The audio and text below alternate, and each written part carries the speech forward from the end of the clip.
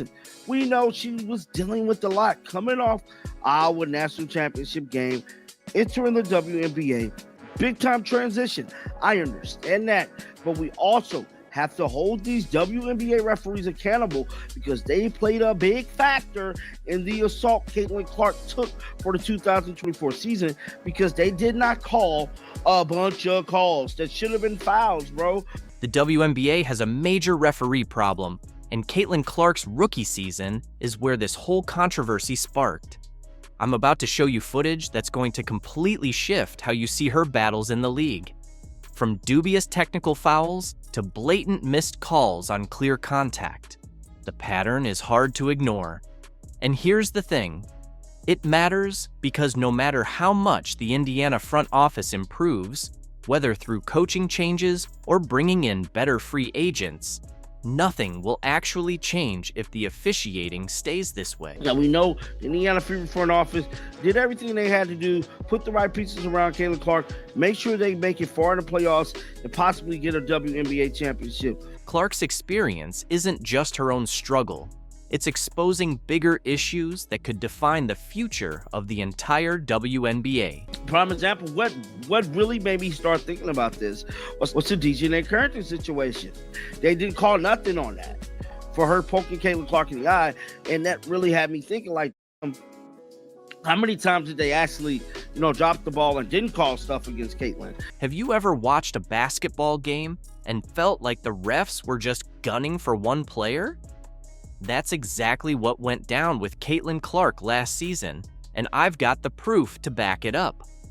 When Clark entered the WNBA, viewership skyrocketed, record-breaking numbers everywhere. But while all eyes were on Clark, something strange was going on with the way the games were being called. Caitlin got called for a technical for hitting the back of the backboard. If somebody viciously clotheslined her, we're not getting a call for that. And I just wondered, if they would have done it a little different, just start calling stuff for people assaulting Caitlin Clark, that would have kind of minimized the pressure and minimized the assault I believe she would have took for the 2024 season. And going into this new season, once again, they're held responsible, bro.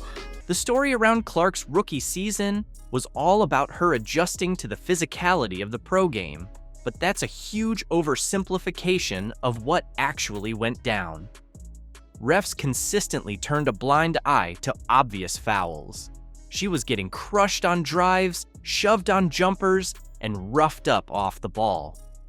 Remember that offensive foul call on June 13th against Seattle? Clark made a basic dribble move, yet the whistle blew out of nowhere. The commentators were left scratching their heads. "I'm not seeing the foul there," one said, as the replay showed barely any contact at all. Second personal. Let's take a look. I think we ought to be able to see it from this angle. I don't see how that's an offensive foul to me. Now, that was called an offensive foul on Caitlin Clark. Do we all remember that play? How is that an offensive foul, bro? How remotely is this right here an offensive foul, dog? How? Like, I'm just not getting that. But that was the call that was put on Caitlin Clark. This wasn't a one-off thing. It was a pattern. Watching her season felt like watching a game where the umpire was clearly biased, like the whole thing was rigged. When you go back and review the footage, it's impossible to ignore. The way Clark was officiated was just different. Aja Wilson and Brianna Stewart made the same exact moves and got favorable calls, while Clark did the same and ended up with a foul. I am not letting up on them damn WNBA referees because they are the biggest haters when it comes to Caitlin Clark, bro. I know we got haters everywhere, but nobody is worse than these WNBA referees. Defenders treated Clark differently because they knew they could get away with more. They bumped her on drives, invaded her landing space on jumpers, and hand-checked her non-stop, all without facing any consequences. Unnecessary. Kennedy Carter. Seattle, and all of a sudden, we're pretty close. This has been as close as it's been all second quarter long, 44. Clark's usage rate and driving frequency should have meant way more free throw attempts for someone with her offensive workload. Averaging just 3.7 free throws a game is ridiculous. Other rookies with similar styles were getting to the line nearly twice as often, yet Clark missed out on countless free throw opportunities that should have been hers. Because there was also a stat that came out a few weeks ago that said Caitlin Clark received 17% of the WNBA's flagrant fouls this season, and 80% of those flagrant fouls were committed by the Chicago Sky against Caitlin Clark. The impact wasn't just about the stats. Adjusting to a faster, stronger league is tough enough. But realizing the refs are using a completely different rulebook for you? That messes with your confidence, decision-making, and rhythm. And as the season went on, it only got worse. Once defenders realized they could get away with extra contact, they went after her even harder, with no consequences in sight. But when you have the face of your league getting nearly 20% of all flagrant fouls called against her, that is an issue. And that's not just an issue that the players have to work out. That is from top down. That goes to the commissioner level. Like, that is the level that needs to control these kinds of things. The targeting of Caitlin Clark went from bad to straight up dangerous. And I'm not even exaggerating here. There's footage that shows Clark getting completely flattened while driving to the rim, and not a single whistle from the refs. How is that even possible in professional basketball? Take a look at this. They're going to pick up Caitlin Clark from the second she touches the basketball. That's what Burton did there. All over Caitlin going inside. I mean, that's a foul. When you watch the games, it's clear. Clark was playing under a whole different rulebook than everyone else. In one jaw-dropping game, she drives toward the basket and gets absolutely leveled. You can literally hear the commentators shouting, "That's a foul!" in disbelief. But the refs, they just stood there, whistle silent, like nothing even happened. She's coming down the court. Bow. It looked like Morena did that to her, bro. But that's what I'm talking about. This quickly turned into a disturbing pattern. Clark was knocked to the floor 3 separate times in one game, and not one whistle was blown. It was like watching someone walk a tightrope with the safety net taken away on purpose. Every fan watching at home could see it unfold right before their eyes, screaming at their screens in frustration. A tag on his page stated, "This has been pretty much the whole game. No call fouls for Caitlin Clark. The WNBA and their officials now know how to screw up a good thing." The contrast in how players defended Clark compared to other guards tells the whole story. Take Marina Mabrey, for example. Her defensive approach against other players versus how she guarded Clark was like night and day. Mabrey figured out fast that she could get away with a lot more physical contact on Clark without facing any consequences from the refs. Remember that Carrington incident? You can see Caitlin comes off a screen here. She dribbles back to her right hand, and then she's going for the pass to Aaliyah Boston when Dejanay jumps up, seemingly looking to try to steal the ball, and then hits her in the face. Caitlin is on the ground, the ball goes in the opposite direction, and the Connecticut Sun score. The internet doing what the internet does, they found a second angle to this play, and this is where a lot of fans were saying that this was intentional. It's in slow motion, as you can see here. Dejanay is going up for the ball, she misses, and then her hand bends down like this and goes straight into Caitlin's eye. Clark got straight up poked in the eye. A dangerous move and a clear foul by any standard. But the refs just swallowed their whistles and didn't even review the play. Meanwhile, in that same quarter, another player got called for barely grazing an opponent's arm. The double standard was so blatant, it felt like watching 2 completely different sports being played on the same court. It got so obvious that even former WNBA refs spoke out.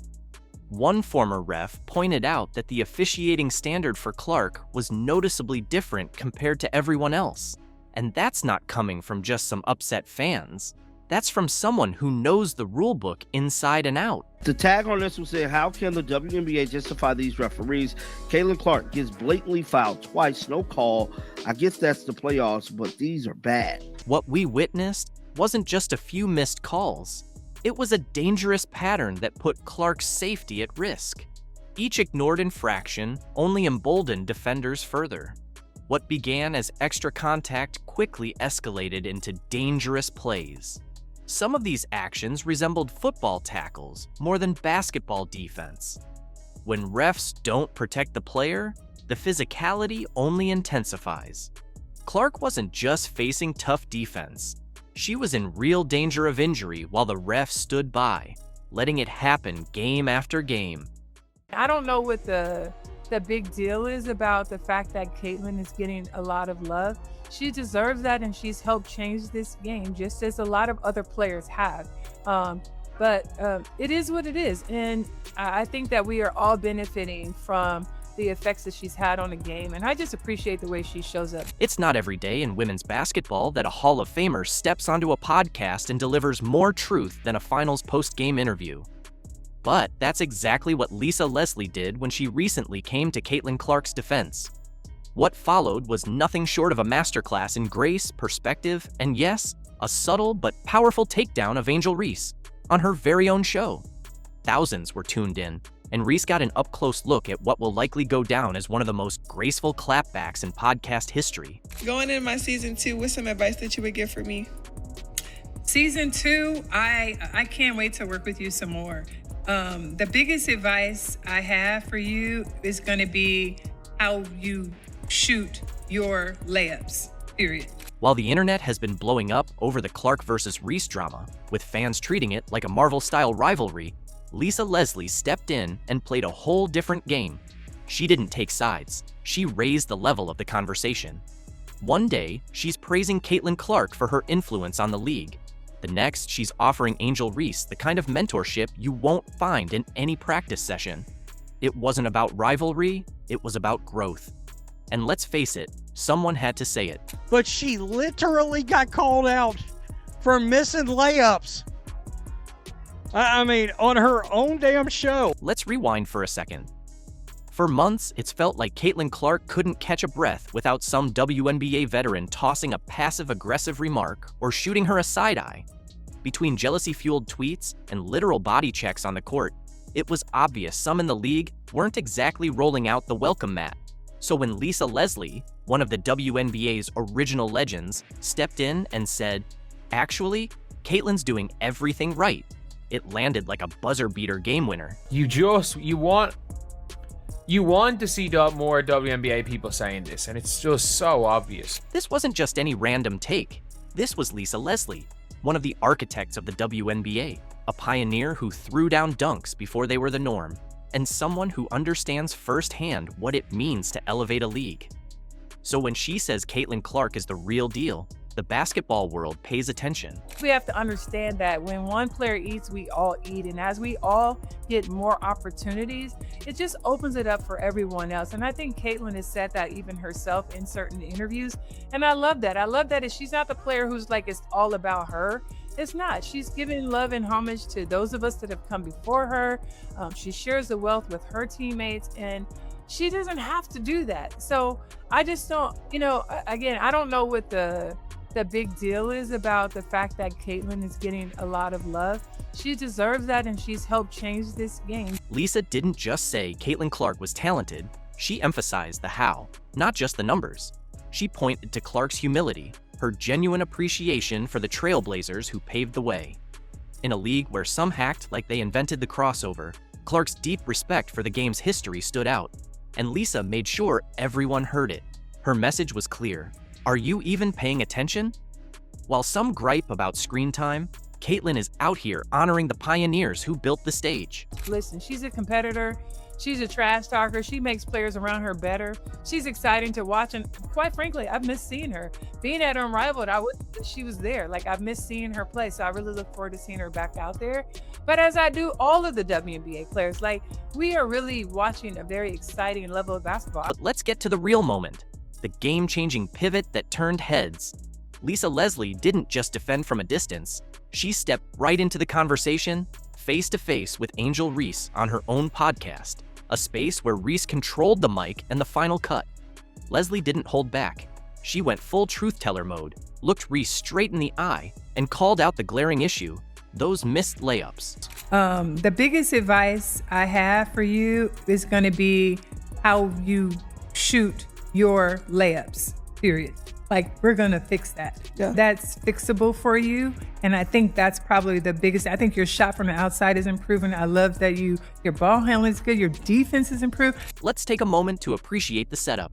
You bring a legend onto your show, expecting some nostalgia, a few laughs, maybe a feel-good girl power conversation. Instead, your struggles at the rim get put on blast for thousands to hear. It wasn't harsh, it wasn't petty, it was raw honesty. And truthfully, it was the kind of tough love coaching moment Reese might not get anywhere else. Where she literally needs to put up like 300 shots a day. And I'm not kidding.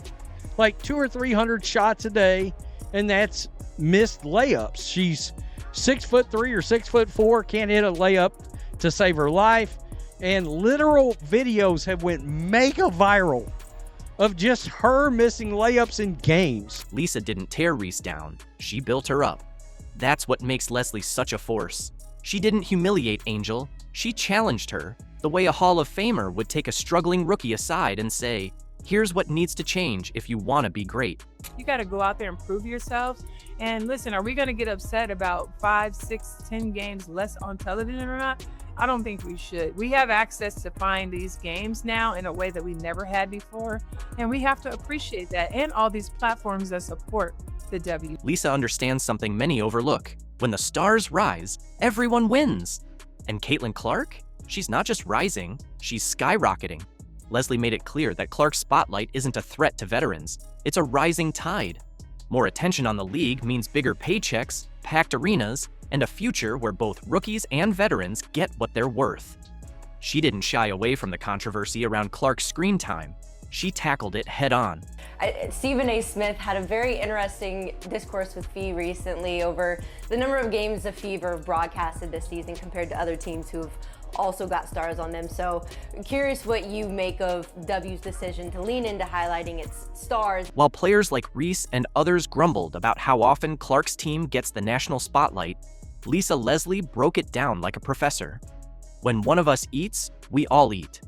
In other words, instead of complaining about TV time, they should be thanking Clark for bringing more eyes and more opportunity to the league. I think it's all about money, marketing, and we cannot deny what Caitlin Clark has done for the women's game. I'm not going to act like it's something that we don't see.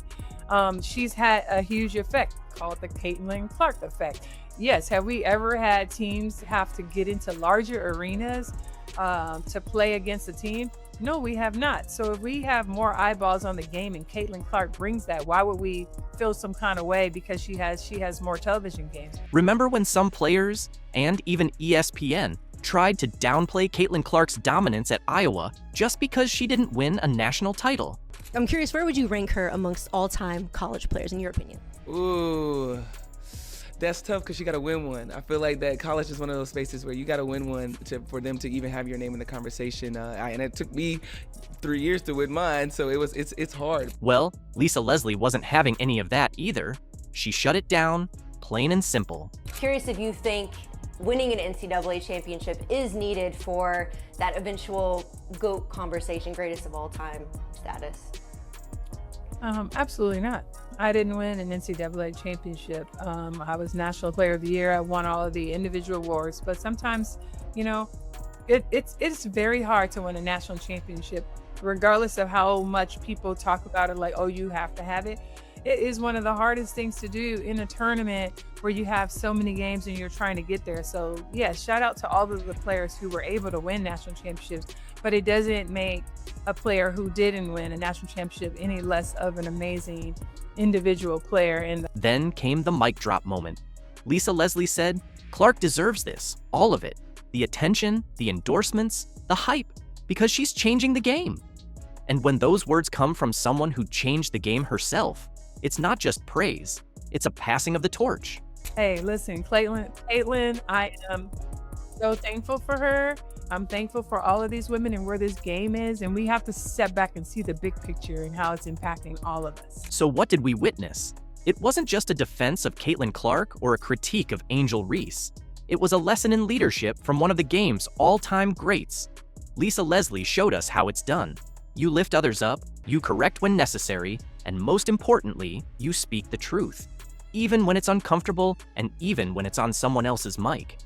Because at the end of the day, Lisa Leslie isn't here to play favorites. She's here to elevate the game. And Caitlin Clark? She's proving every day that she's not just a media sensation, she's the future Lisa Leslie's been waiting for. What's up, fans? Sydney Colson here. Super excited to be in Indy. Cannot wait to see y'all in Cambridge. See you soon. For months, Cheryl Swoops and other critics of Caitlin Clark have claimed that no one wants to play for the Indiana Fever.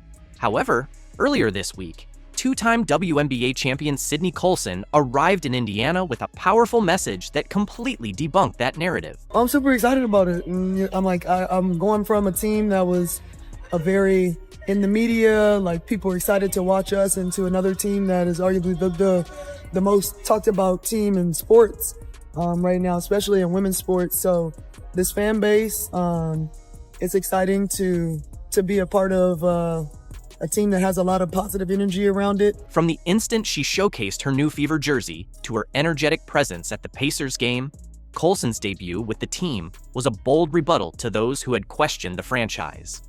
What she shared at her press conference might be the most compelling defense of Caitlin Clark we've heard from a veteran player to date. Oh, girl, I'm gonna put on some other clothes. Oh, dope. I thought I saw a reflection when I was coming across the street. I'm like, wait a minute. Hello. What up, baby? How are you? Long time no see. It's been a month. Remember when Cheryl Swoops said nobody wants to play for the Fever?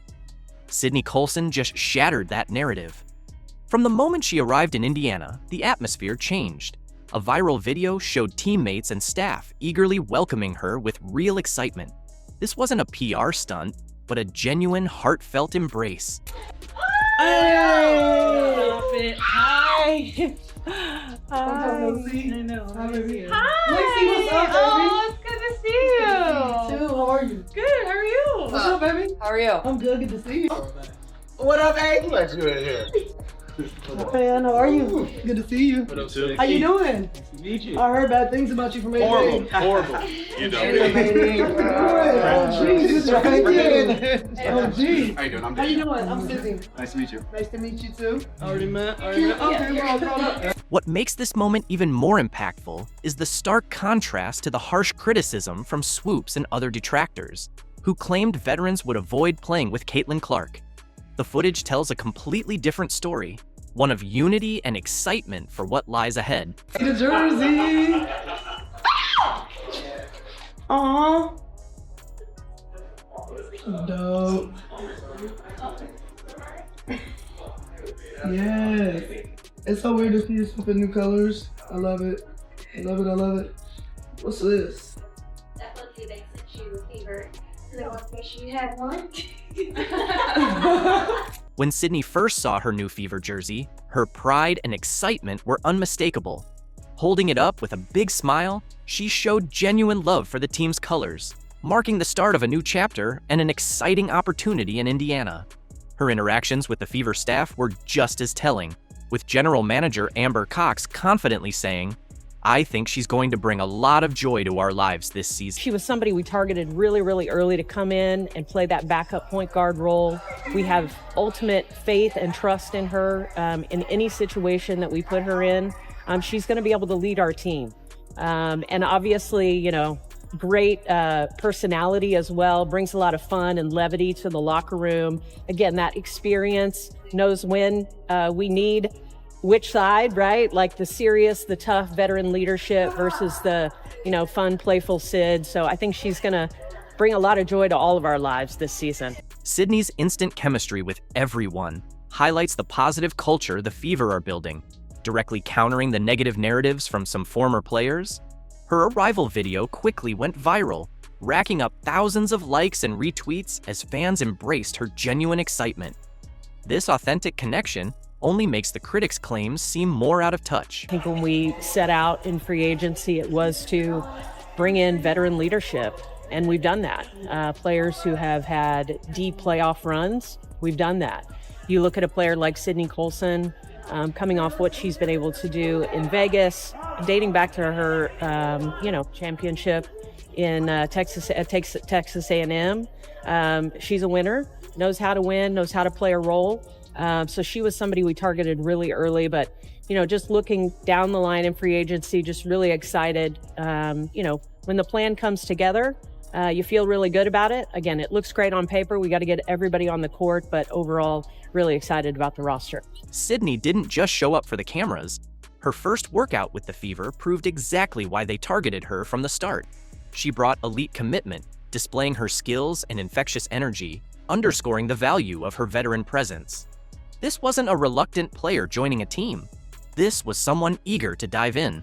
A lot of things. It was Amber and Kelly, Stephanie, Kelsey I played with at Athletes Unlimited for several years. Love Caitlin's game, love Aaliyah's game. It made sense. I made this decision mentally before DB and Natasha were even a part of the mix. And so all the new additions, Breezy, Sophie, it's going to be a fun season. And what makes Sydney's arrival even more significant is the timing. She chose the Fever before stars like Natasha Howard and Dewana Bonner signed. This wasn't following the crowd. She wanted to be in Indiana, regardless of who else joined. Critics who claimed veterans would avoid the Fever now have some explaining to do. Sydney's excitement proves the negative narrative around Clark and the franchise wrong.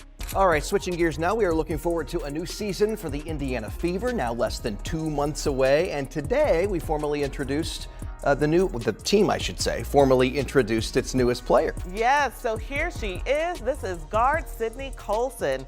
She is joining the Fever following 3 seasons with the Las Vegas Aces. That is where she helped the team win back-to-back WNBA titles in 2022 and 23. Critics were wrong not only about Sydney joining Indiana, but also about what she'd say once she got there. At her first press conference, instead of giving a neutral response about Caitlin Clark, Sydney's words sent shockwaves through the basketball world. So listen to what Colson had to say today when asked what she is hoping to bring to the Fever. The Indiana Fever press room was electric, with journalists packed in and cameras poised, all waiting to see if the veteran champion would confirm the narrative that established players resented Clark's spotlight. The tension was thick in the air. What was it like to watch what Caitlin did for this franchise from afar? Different perspective. Yeah, no, it was nuts. There's no other way to say it. It was nuts. I think, you're seeing a team that's now affecting the economy in the city. You got people coming from out of town, out of state, out of the country, maybe even to see games. And so that's special. You've been studying. Huh? You've been studying those studies. Yeah, man, I try to pay attention, but no, it's been cool to see. Caitlin's a remarkable player. She's going to be good here for a long time, so I know people are excited about, her future here. The moment the reporter asked the question everyone had been waiting for, what Sydney truly thought about Clark's impact on Indianapolis and the WNBA, it was like time stood still. You could almost hear a pin drop as the room fell into silence, all eyes on her. Without missing a beat, Sydney answered with raw sincerity, her voice tinged with awe. Then, she dropped the game-changing words that shattered the critics' narrative in an instant. It was nuts. Thank you. I can't wait to give this to my girlfriend. You don't have a girlfriend, Mike. If you thought Caitlin Clark was simply a deadly sharpshooter with an intense, competitive spirit, think again. She's also a comedy mastermind. From roasting her teammates to delivering perfect one-liners and pulling off surprising antics, Clark knows how to keep the laughs coming. Now, let's dive into 10 of Caitlin Clark's funniest moments that had everyone in stitches. Kicking things off is the time Caitlin Clark made an appearance on SNL's Weekend Update. What made this moment so funny and entertaining was that Caitlin came fully prepared with her own jokes written down. It was a hilarious scene, giving the audience and fans a chance to see her comedic side. Michael also delivered an absolutely perfect introduction to Clark, adding to the laughter. The University of Iowa announced that basketball star Caitlin Clark will have her jersey retired and replaced with an apron. Well, the WNBA draft is this Monday, and Iowa star Caitlin Clark is expected to be the #1 pick. Here to comment is Caitlin Clark. The audience absolutely loved having Clark in the spotlight, and things got even funnier when Caitlin Clark fired back at Michael's earlier joke by asking him to read some of the jokes she had written herself. The exchange took the humor to a whole new level. This year, Caitlin Clark broke the record for three-pointers in a single season, and I have three-pointers for Michael Che. 1B, 2 funnier, 3... To wrap up the segment, Caitlin Clark took it up a notch by handing Michael an apron, a nod to his earlier joke when he introduced her to the show. The timing was perfect, and she even took the opportunity to roast Michael a little more, adding another layer of comedy to the moment. Since you're such a big fan, I brought you a souvenir. It's an apron signed by me. Thank you. I can't wait to give this to my girlfriend. You don't have a girlfriend, Mike. All right. Caitlin Clark, everybody! At this point, the crowd was absolutely roaring with laughter. The whole exchange only added to the humor, showcasing just how funny and entertaining Caitlin Clark really is. Moving on to number 2, aside from those times when she came prepared with jokes, Clark has had plenty of moments where she cracked a joke off the cuff, leaving everyone in stitches with her spontaneous humor. Like that one time, she tried to make a wordplay joke about cheetahs. Caitlin, pits of your soul, you're a comedian. Do you have any updated jokes for me? Why don't they take tests at the zoo? There's too many cheetahs. What made it even funnier was the way the reporter just stood there, totally dazed and amused, while Clark couldn't help but laugh and smile, fully aware of how mischievous and hilarious the moment was. Now, moving on to number 3, Caitlin Clark doesn't keep her jokes limited to interviews. She's also a pro at the friendly roast. During one interview, the WNBA star was on the court when the reporter decided to test their own shooting skills. I think you have to go now. Come on. Let's see if you can get it there. Two more. You know what? I have no legs, so I can come in here. No, I feel confident. Let's see. I'm wearing this jacket. Oh. Ugh, That's terrible. not bad. Get it there. Oh my God. You gotta jump.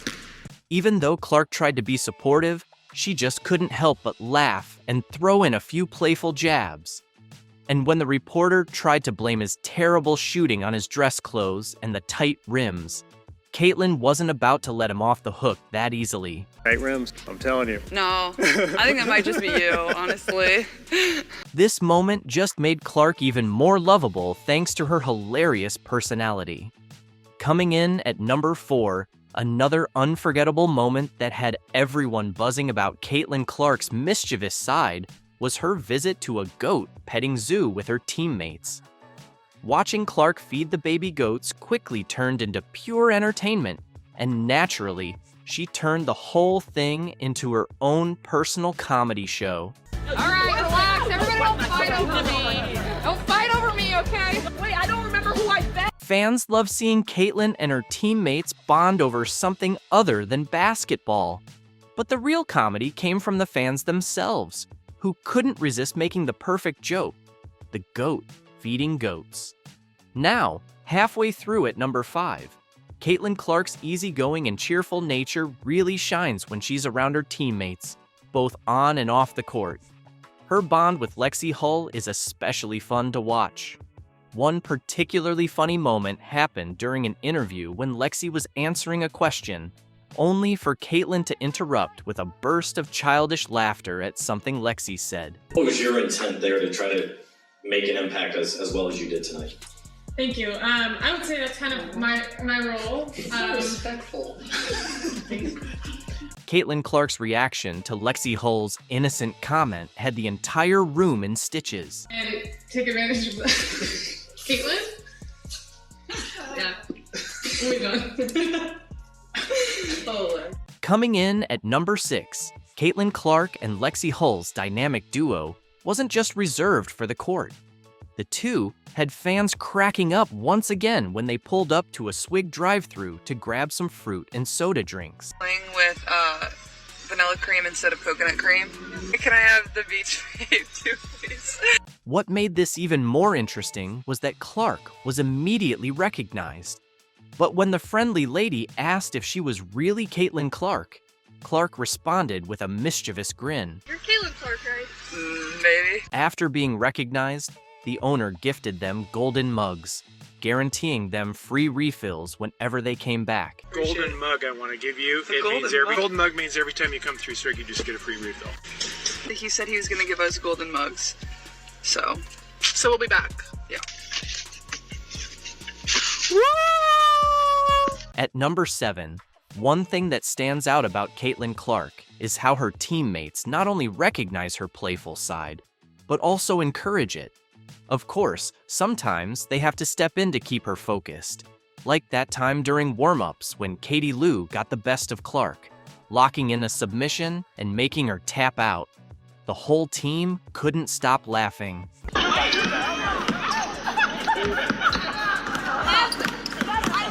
This was a hilarious moment that perfectly captured the fun and bond the team shares. Caitlin later opened up about it, admitting that she can be a bit of a child sometimes with how playful she gets. You know, she's just she's a kid sometimes, and keeps everything light, but sometimes you just gotta put her in place. Coming in at number 8, Caitlin Clark's humor isn't confined to basketball. She can turn anything into a comedy show. In one unforgettable moment, Lexi Hull caught Clark delivering a full play-by-play commentary on a Philly baseball game. And that ball's hit to the shortstop. Rojas throws it over to first base, and that's not going to be enough. The video quickly went viral, perfectly capturing how effortlessly hilarious and entertaining Clark can be. Watching her switch from WNBA star to baseball commentator had fans in stitches. The Phillies leading 1-0. We'll be back in a minute with a 30-second break. It was such a viral moment that it even landed Clark an invitation. The Phillies have taken her up on her offer to broadcast a game. At number 9, Caitlin Clark's humor isn't just for her teammates. It extends to her family and friends as well. A perfect example of this is her hilarious moments with her boyfriend, Connor. The two have shared some truly funny interactions. I just want to sleep for like 3 weeks straight after the season's over. You want to sleep for 3 weeks straight during the season too? That too. I love sleeping. It's awesome. The thing about Caitlin is how she'll enthusiastically praise and appreciate Connor for being supportive. But she doesn't hesitate to throw friendly jabs at him, even during interviews. Like that time she casually mentioned that in a shooting competition, she outshoots him every time. Having some shooting competitions, it gets a little heated. I definitely outshoot him way more than he outshoots me, but he tries to think otherwise. And finally, at number 10, Caitlin Clark's playful and competitive spirit isn't just for her teammates and friends. It shines through in her family moments too. Her close bond with her family is filled with hilarious exchanges, but one of the best was when she got fouled and started complaining about it, only for her dad to shut it down with a classic, stop complaining response. Move, and if they're open, she will find them. Martin commits the foul. And that wraps up our list of Caitlin Clark's funniest moments. From her sharp wit to her playful antics, she never fails to entertain, both on and off the court. Whether she's cracking jokes, roasting teammates, or turning everyday moments into comedy gold, Caitlin proves she's not just a basketball star, she's a natural entertainer. If you enjoyed this compilation, make sure to like, subscribe, and stay tuned for more fun and unforgettable Caitlin Clark moments. Please welcome to the show, Caitlin Clark. Caitlin, did you ever What's think up, you'd guys? be back? Cheers. Excited to be back. Cheers. Don't worry. I got this nice throwback theater can. Well played. Caitlin Clark just surprised everyone in a way no one expected, doing it live on Zoom during an unfiltered interview with WNBA icons Sue Bird and Diana Taurasi. From the moment she appeared on screen, it was obvious this wouldn't be your usual heartwarming segment.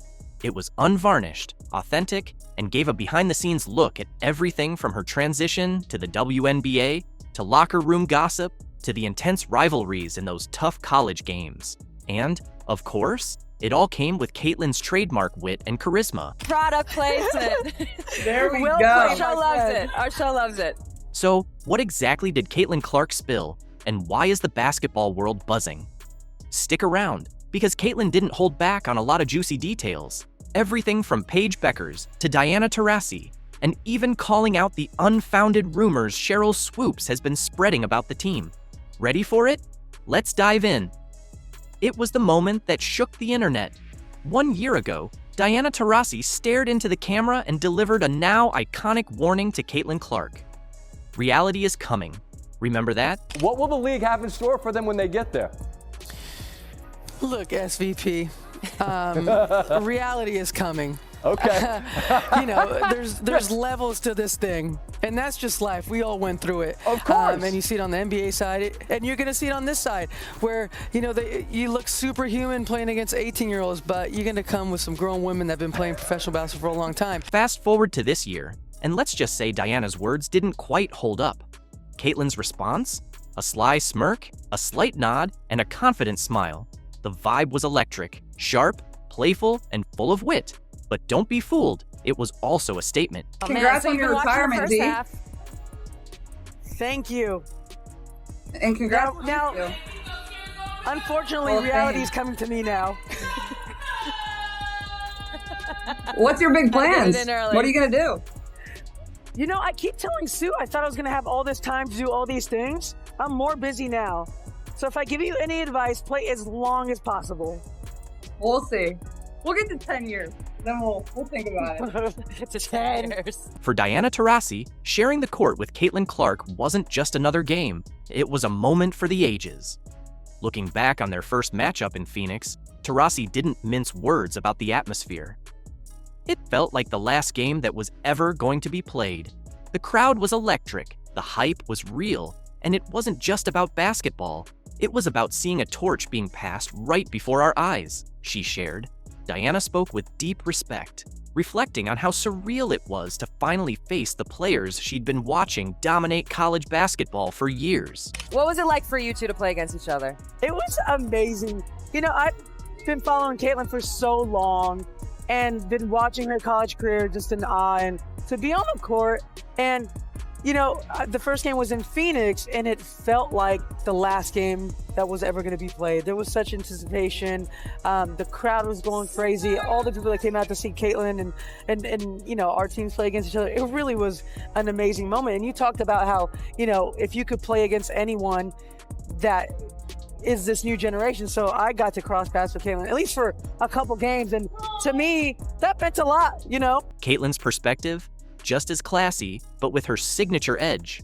She remembered that Phoenix game too. Except for her, it was personal.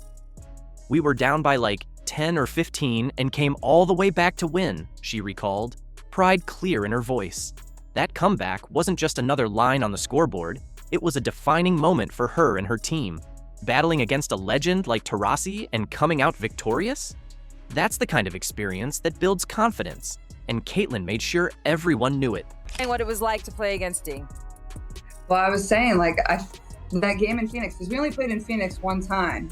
And it was before Olympic break. Obviously, we had All-Star there too, but it was a great game. Honestly, I'm pretty sure we were down like 10 or 15 and came all the way back and won. That was like our first win versus a team that was above 500. So thank you. I appreciate that. Beneath all the fierce competition, there was a deep mutual respect. The moment transcended being just another game. It became a clash of eras, unfolding right before our eyes. While Caitlin and Diana might be at different points in their careers, the impact they're both having, that's something that will last forever. As they laughed and joked about the experience, it was clear. This wasn't just playful banter, it was basketball's past and future coming together in perfect harmony. Caitlin, how excited are you for this next WNBA season? New head coach and Stephanie White. You added Natasha Howard, who Sue knows really well, DeWanna Bonner, which I know really well, Sophie Cunningham. I mean, it seems like, from the outside, this roster's ready to compete now, which is easy for us to say. we know there's a process to get there, but like when you see that and you see those names come in, what does that make you feel like? Caitlin Clark is heading into the new WNBA season with more than just momentum. She's bringing the heat. When talking about her revamped roster, her excitement was impossible to miss. With new head coach Stephanie White, seasoned veterans like Natasha Howard and DeWanna Bonner, sharpshooters like Sophie Cunningham, and defensive powerhouses like Sydney Colson and Brianna Turner, Caitlin knows the talent on her team. But she's also aware of the challenges ahead. With 7 new players and a tight timeline to build chemistry, Caitlin's already in full figure-it-out mode, and she's ready to tackle it head-on. Oh, well, I mean, obviously on paper we have a really good team, but, you know, you only have, I mean, we start training camp, I think, on the 27th, and then, like, we have a back-to-back of preseason games on May 3rd and May 4th. So it's like, you have a very short amount of time to put that together, and 7 new pieces, and whether we carry 11 or 12, like, more than half of our roster, like, that's, you know, that's a hard thing within itself, but we should be pretty good. And like, I'm excited about it. I think what we needed was, you know, we added a lot more experience. Like in the playoffs, we just didn't have that. We were a young group. And it's not just her mental game that's been getting stronger, her physical game has leveled up too. When asked about that viral off-season photo where her arms looked noticeably more defined, Caitlin couldn't help but laugh. And there was the viral picture that went around showing off your guns. Everyone's wondering, have you been hitting the weight room? Was it the camera angle? What happened there? Like, how did you do that? I've been trying to do that for 20 years. AI is getting out of control. Come on. Caitlin Clark wasn't just hitting the weight room to look good in a photo. She was preparing to become an even more dominant force on the court. Every hour spent in the gym was about strengthening her body to match her fierce mentality. It wasn't just about bulking up. It was about becoming more powerful, more relentless, and untouchable when the game was on the line. But Caitlin didn't stop at physical strength. She refined her entire skill set. She focused on adding a floater to her arsenal, powering through contact at the rim, and mastering the mid-range game. This wasn't casual training. It was a deliberate plan to evolve into an unguardable offensive weapon. Caitlin isn't just preparing to keep up with the competition, she's training to take over. Every move, every shot, was with the intention of dominating in ways we've never seen before. She'll be the biggest female star ever because she can pull up from the parking lot. She is a killer. She is stone cold. Caitlin, man, she's a phenomenon. She's the best female collegiate player ever. Caitlin Clark is capable of magical things. Caitlin Clark is continuously setting new benchmarks as a trailblazer in women's basketball by revealing a surprising element in her Fever contract. Celebrated for her exceptional talent and leadership on the court, she's now making significant impacts off the court as well. The basketball community is abuzz after an unexpected detail of her Fever contract surfaced, and honestly, it's a game changer, not only for Caitlin, but also for the future of how athletes manage their careers. Knowing that before Caitlin was Brianna and Diana and Sue and Rebecca and all of those, Dawn Staley as a player, where does it go? Can it continue to climb, and will it climb on the back of now Paige Bueckers? For anyone questioning the Caitlin Clark effect, we now have people wanting to watch golf because of her. We saw the kind of offer that Ice Cube made to Caitlin to play in the Big Three. That is $5 million to play 3 months. Caitlin Clark continues to set new standards in women's basketball by unveiling a groundbreaking detail in her Fever contract. Renowned for her unparalleled talent and leadership on the court, she's now making significant strides off the court as well. The basketball community is abuzz after revealing an unexpected aspect of her Fever contract, and it's a game changer, not just for Caitlin, but for the future of athletes' career management. The Iowa standout has always been ahead of her time, proving she's not just playing basketball, she's elevating the sport itself. What exactly did she disclose, and why is everyone talking about it? Caitlin Clark secured a $28 million deal with the Indiana Fever, setting a standard for how athletes can leverage their influence. According to insiders and Caitlin herself, her contract includes enhanced travel accommodations, personalized support staff, and resources dedicated to her holistic development as a player and leader. At just 22, she's the only professional women's basketball player on the Forbes 30 Under 30 list.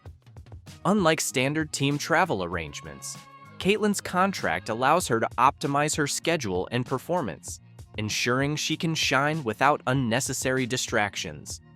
In her first year, she will earn $76,535, along with access to nutritionists, trainers, and mental performance coaches. This reflects the Fever's commitment to player well-being and long-term career sustainability. Reactions have been overwhelmingly positive, with teammates showing genuine support. One player even joked, "If Caitlin's getting all these perks, we'd better start winning more games to keep up." From management's perspective, the Fever's general manager described the contract as a bold step toward redefining excellence in women's basketball. Investing in Caitlin's development is also investing in the future of the league. Fans have praised the move on social media, celebrating Caitlin's role in pushing boundaries and inspiring others. Young athletes everywhere are watching Caitlin's journey and learning that it's okay to demand more. She's not just breaking records, but also breaking barriers, embodying empowerment and leadership. Caitlin handles the spotlight with grace, crediting her teammates and the Fever for believing in her vision.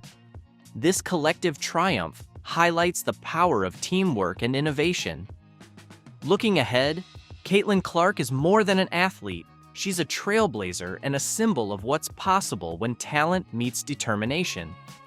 Her contract with the Fever is a statement of intent, declaring that the future of women's basketball is bright and boundless.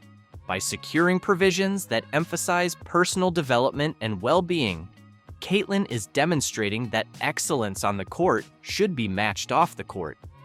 The Fever's decision to support her vision marks a cultural shift in women's sports, historically undervalued and under-resourced.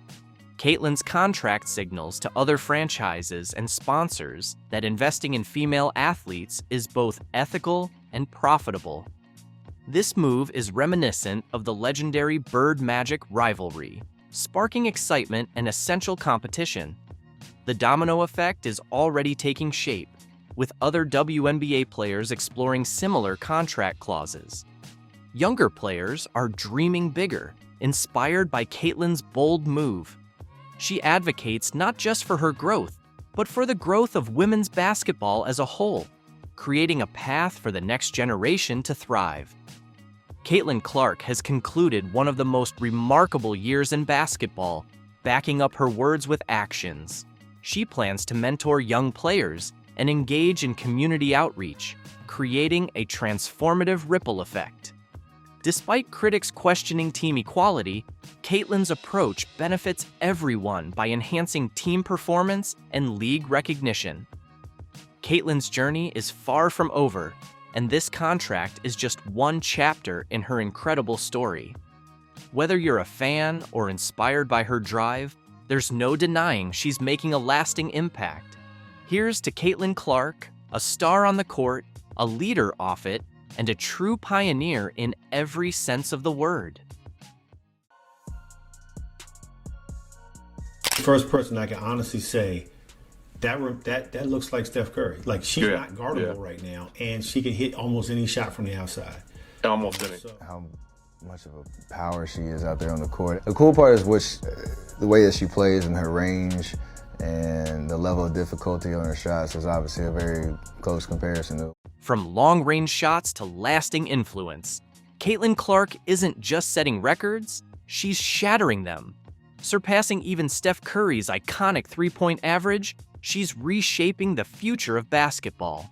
But what happens when Caitlin Clark crosses paths with Steph Curry's legacy? Do you think Caitlin Clark could beat Steph Curry in a three-point contest? That's tough. Shooters can have an off night. You just never know. Caitlin has no conscience where she pulls from. Steph has no conscience where he pulls from. Been doing it for a long time, so can never go against Steph. Steph has been doing it for a long time.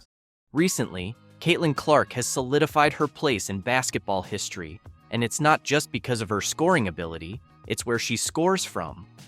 New stats show that Caitlin Clark now holds the record for the longest average three-point range, an incredible 28 feet. I think the WNBA narrative right now is Caitlin Clark, and I think that's a good narrative, but it's also not the only narrative. Caitlin is an amazing generational talent, and she's going to do amazing things. You're the #1 pick. People are going to go after. This remarkable accomplishment not only surpasses the previous record held by NBA legend Steph Curry, but it also sets a new, higher standard for shooting excellence in basketball.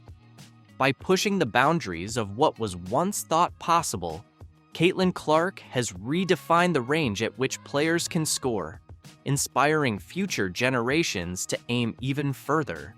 Do I need to call you the female version of Steph Curry, or do I need to call Steph Curry the male version of Caitlin Clark? I think I'll just be the female version of Steph. At just 22 years old, Clark's achievement is far more than a statistical outlier. It's a reflection of her unmatched skill, court awareness, and unshakable confidence. As the all-time leading scorer in college basketball, regardless of gender, she has already left an indelible mark on the game. With her new record-breaking 28-foot average, Caitlin Clark has not just added a new statistic to her resume, she's fundamentally redefined what it means to be a sharpshooter in the modern era. To put her accomplishment into perspective, Steph Curry, widely considered the greatest shooter in basketball history, boasts a three-point range averaging around 27 feet. At the time, that seemed untouchable. Curry's range revolutionized the game, sparking an era of deep shooting and permanently changing the way basketball is played. But now, Caitlin Clark has pushed that boundary even further, raising the bar to new heights. I love me some Steph Curry. Steph Curry is the greatest shooter in the history of basketball. However, Clark has taken that revolution even further, stretching the boundaries of possibility with an additional foot of range that makes her a constant threat the moment she crosses half court. This is no accident. Clark's shooting range is the result of years of dedicated training, an innate basketball IQ, and an unwavering competitive spirit. Her shooting form is a perfect balance of precision and power, enabling her to effortlessly launch shots from well beyond the arc. But what truly sets her apart is her fearlessness. Clark isn't afraid to take shots from distances most players wouldn't even think about. Whether it's a contested three in the final seconds of a game or a casual pull-up from 30 feet on the fast break, she makes what seems impossible look completely effortless. Shout out to Caitlin Clark. She's a certified bucket. To quote Shaq, I was not familiar with her game. I respect her game. She's a fucking baller. She was pulling up like Steph Curry from deep. But I just got one question. Matt, do you think you can beat Caitlin Clark in one-on-one? Absolutely not. Nobody here can. I'm busting her ass. You wild. You wild, bro. This record also speaks volumes about the evolution of women's basketball. Clark's success stands as a powerful testament to how the game has progressed, with athletes consistently pushing the limits of what's possible on the court. Her remarkable shooting range has drawn comparisons to Curry, but it has also established her as a trailblazer in her own right, showing that women's basketball is just as dynamic, innovative, and game-changing as the men's game. I think Steph Curry made the WNBA watchable. Caitlin Clark, baby. The way that Caitlin Clark was playing was a very digestible form of basketball. But now this girl out of nowhere is playing like Steph, and it was still digestible. Meanwhile, Clark has reached this milestone in an era where defenders are more focused than ever on limiting long-range threats. Opponents specifically game plan to neutralize her, yet she continues to excel, constantly finding ways to create space and sink one clutch shot after another from deep. Her 28-foot average isn't just a number, it's a declaration of dominance. As Caitlin Clark keeps breaking records and exceeding expectations, the basketball world is left to wonder just how much further she can push the boundaries of shooting. Is there anybody in the NBA under the age of 30 that's a bigger name, bigger jaw, bigger star than Caitlin Clark? For now, one thing is clear. Clark has not only surpassed Steph Curry's legendary mark, but has firmly established herself as one of the most transformative figures in basketball. Her 28-foot average three-point range is more than just a record. It's the foundation of a legacy in the making. Caitlin Clark isn't just redefining the game of basketball, she's reshaping its entire business model. The sharpshooting sensation, already celebrated for her historic three-point average that outpaces even Curry, is demonstrating that her influence extends far beyond the court. I mean, honestly, $1,000 for a family of 4 to go to a WNBA game. That seems wild. It really does. The Clark effect. Clark now represents an incredible 1/4 of all WNBA merchandise and ticket sales. This remarkable achievement highlights her power to attract fans, drive revenue, and become a true game changer for women's sports. Moreover, in a league that has long battled for visibility and equality, Clark has sparked an unprecedented wave of fan engagement. From jerseys bearing her name to arenas packed with fans chanting in her honor, Clark is more than just a player. She's become a movement. Caitlin Clark, her style of play it's not just her individually as a person or what skin color she is. I think it's, more so about her style of play, her playing. According to reports, her merchandise sales alone make up nearly 25% of the WNBA's total revenue in this category, an extraordinary figure that speaks to her unmatched popularity. Whether it's fans buying her iconic number 22 jersey or scooping up exclusive Caitlin Clark-themed collectibles, her appeal is undeniable. The same goes for ticket sales. Clark's games are an event, consistently attracting record-breaking crowds.